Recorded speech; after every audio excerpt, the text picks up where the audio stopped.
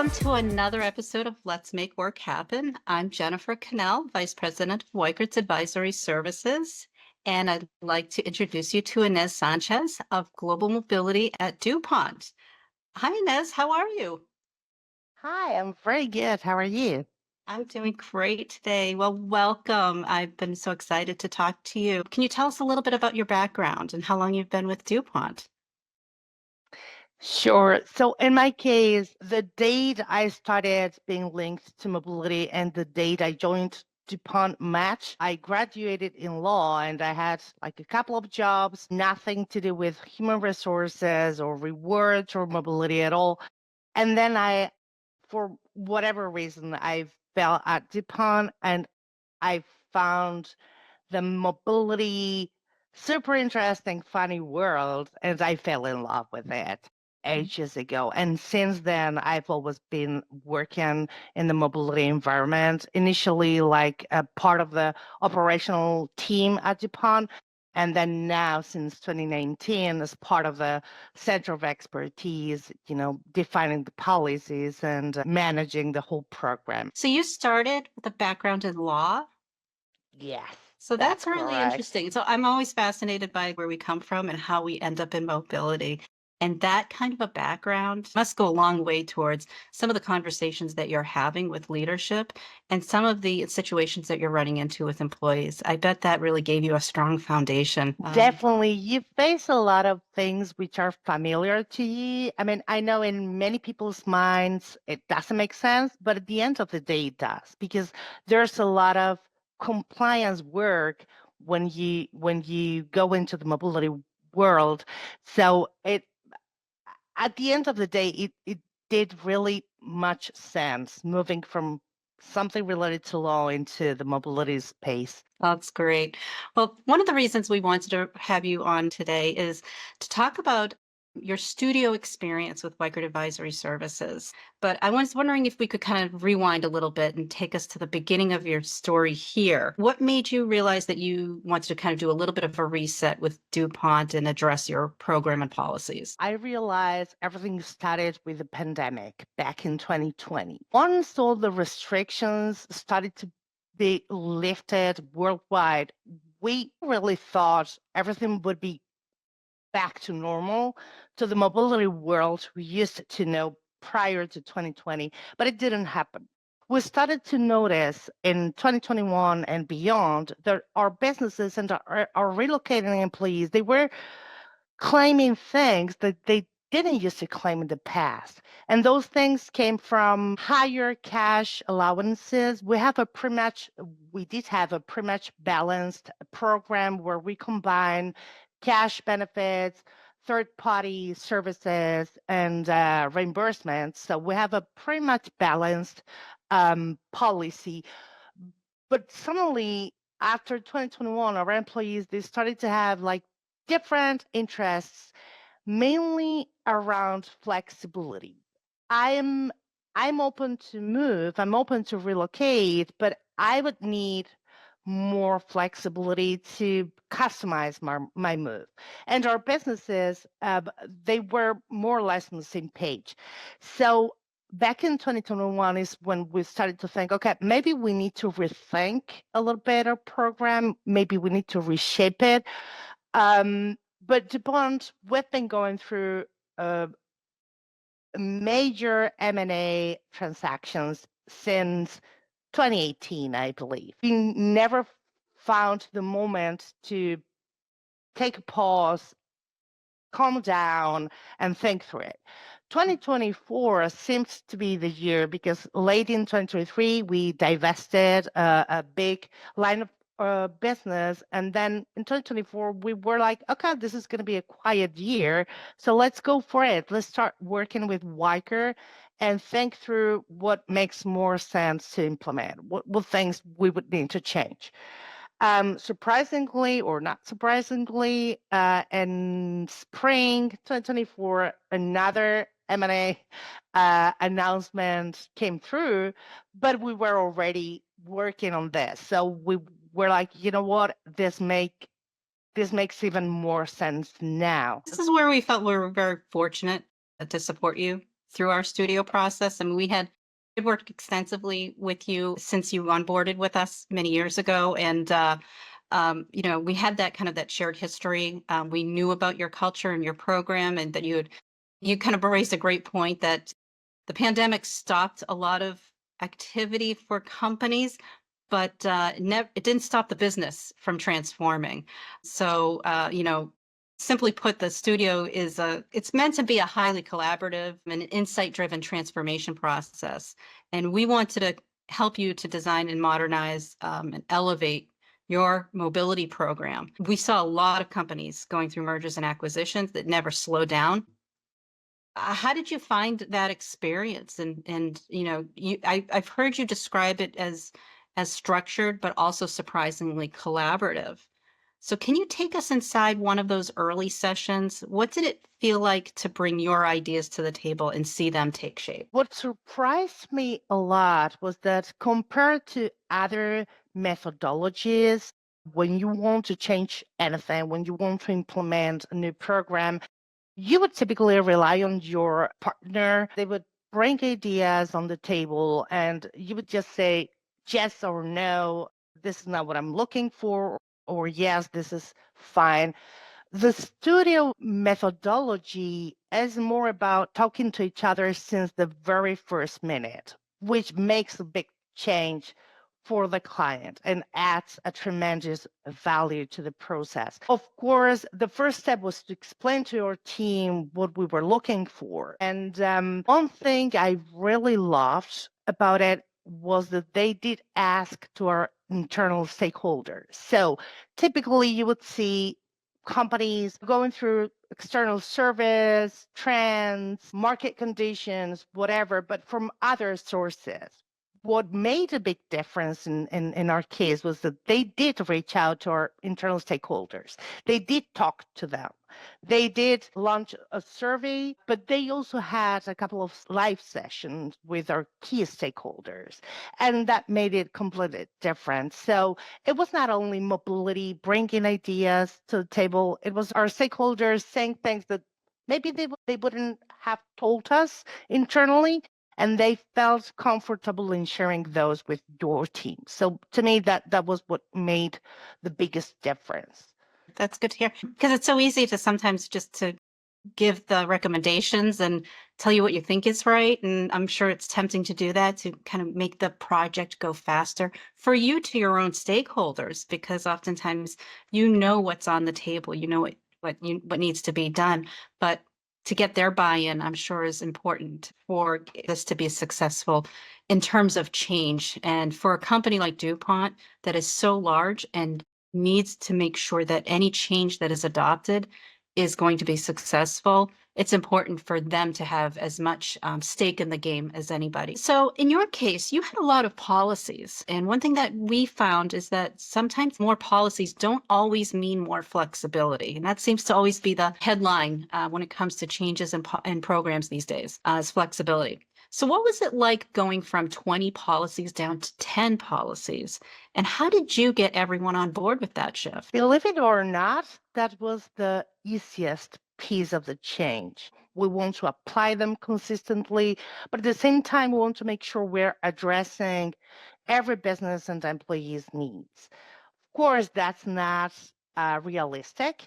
So as soon as we detected that we were getting exception requests along the same lines, then we did build a new policy for that. So at the end of the day, we ended up with 20 policies, a super complex program that only mobility understood. So our stakeholders, which are primarily our HR business partners, they didn't even know which policy would apply in a case. So at the end of the day, we needed to be involved in every single case to determine what policy would best fit specific case. So the reduction of the number of policies has been very welcome. And it's true that there's a little trick in it because we only have 10, but they're tiered. So I would say it was the best change in front of our stakeholders. Well, that makes sense. So, sometimes having fewer choices leads them to the right path faster. I can see why one of the big turning points was redefining the intent of the move. It's really going back to the beginning and saying, okay, what is the intent of the move?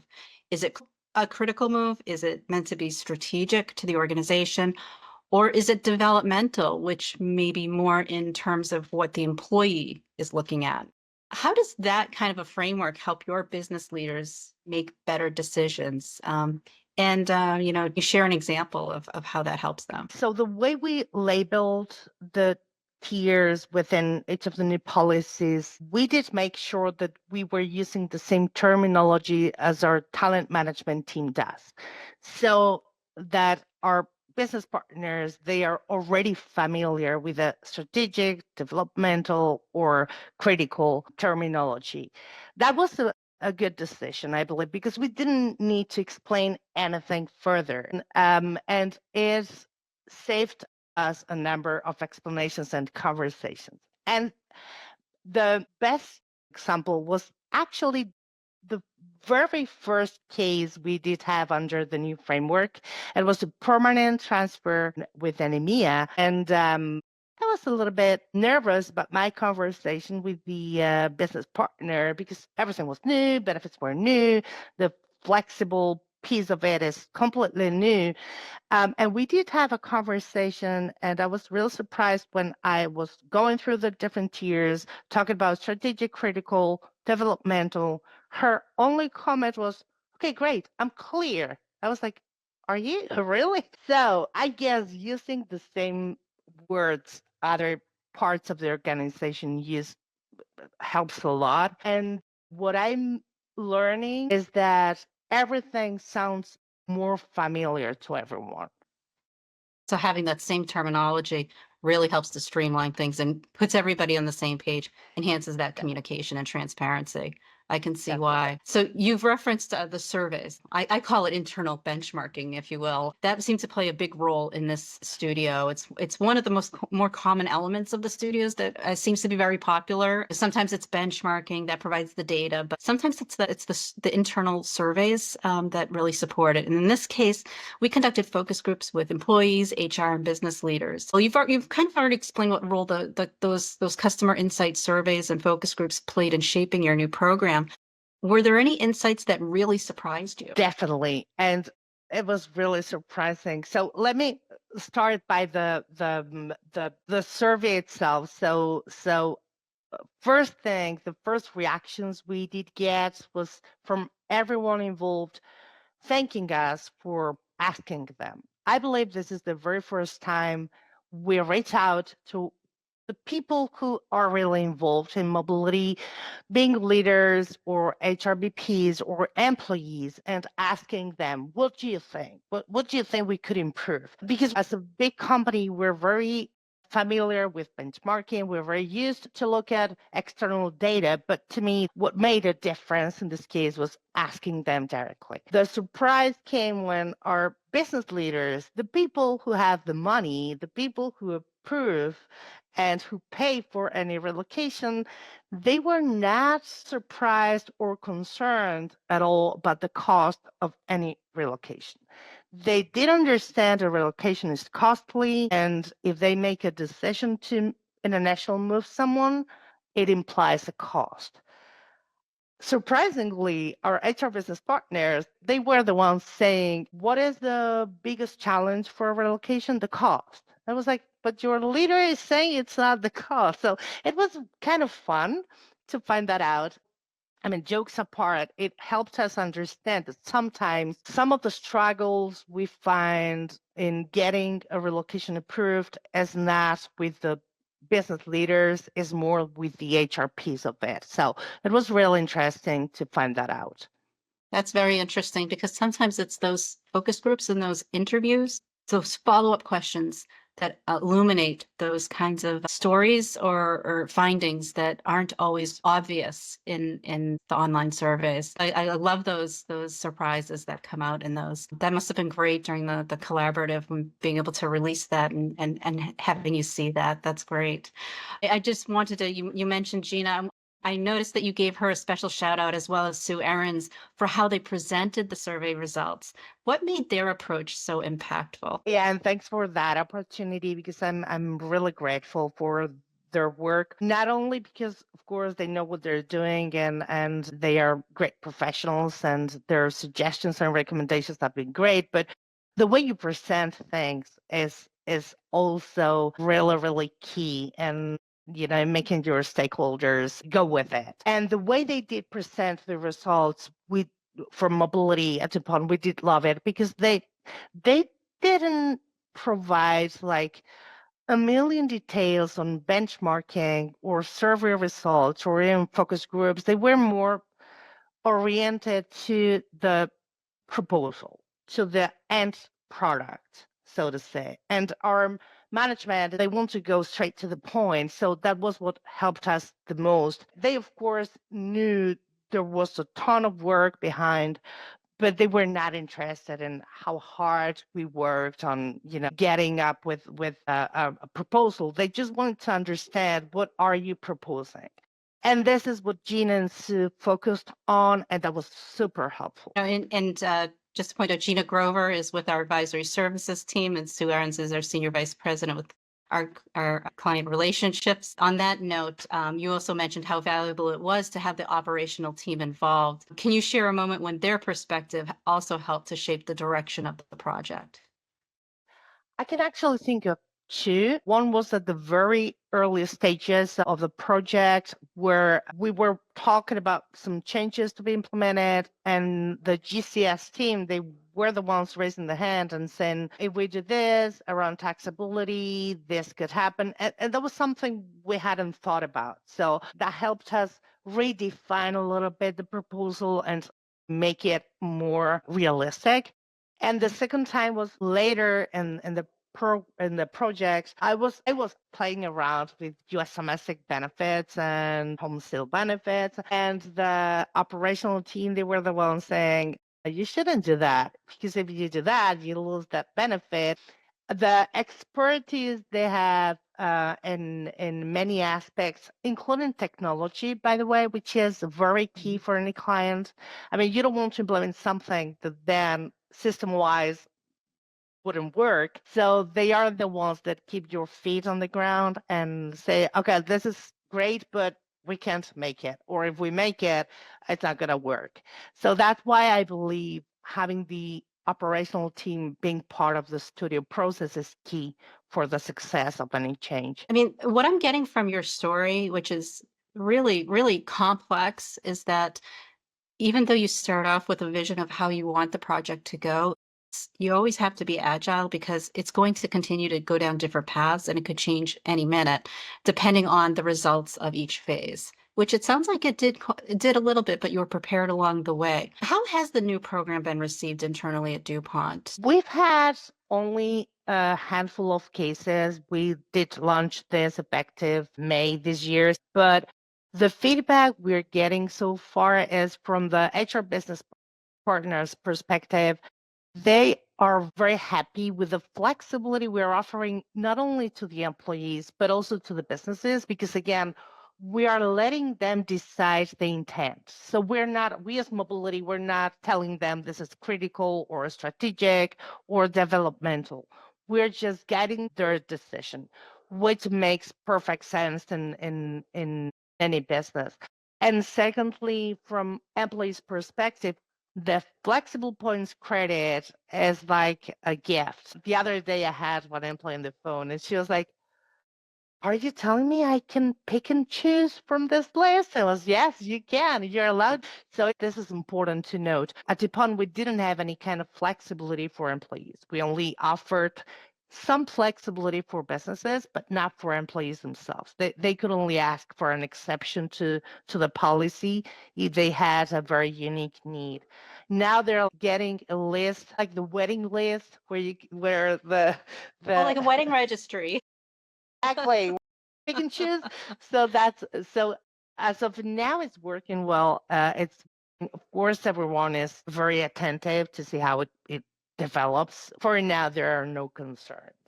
Yeah, well, it's a shift. And I do remember DuPont, it's always been known to be a very paternalistic company that took care of its employees. And not that that has changed, but it's grown and evolved with the mindset and the culture of the employees who really enjoy having a little bit of autonomy and ownership of being able to pick and choose their benefits. And as a result, the advantage of that is they take ownership in in the choices that they make and the responsibility that goes with it. Hopefully, it helps you out as well and helps to keep down some of the noise that may happen when things occur over time. So I know that every transformation does have its skeptics. Was there ever a moment when you did have to win someone over? At the very beginning. So Mhm. when we together with your team made the decision of moving into a core flex approach, that's completely new to DuPont and to our leaders. And of course, we hadn't defined each single benefit yet. So we had to explain now that we can show what we're talking about, it's much easier. I mean, everyone understands and everyone gets it. But first conversations were a little bit, scary, I would say. Yeah, oh, change always does seem a little bit daunting, especially when you're looking at the entire program of your scope. So I have to ask, what kind of advice would you give to another mobility leader who perhaps haven't gone through this level of transformation? I have two recommendations. First one is rely on the experts. Whatever you're working with, ask them, be open about what you have in your mind. Even if you think it doesn't make sense, don't look too much into what other companies are doing out there. Talk to your relocation partners first and ask them. And secondly, and in parallel, move on. Don't ask for permission. I mean, in my experience, the only way of implementing changes is have them ready and present them because it's easier to explain what changes you're talking about. And secondly, it's easier for your leaders to say, okay, yes, go ahead. If you start having internal conversations around, I would love to do this, I believe we should look into, nobody's going to say yes. So my recommendation would be go ahead, plan for something, make a design, and then put that on the table. Great advice.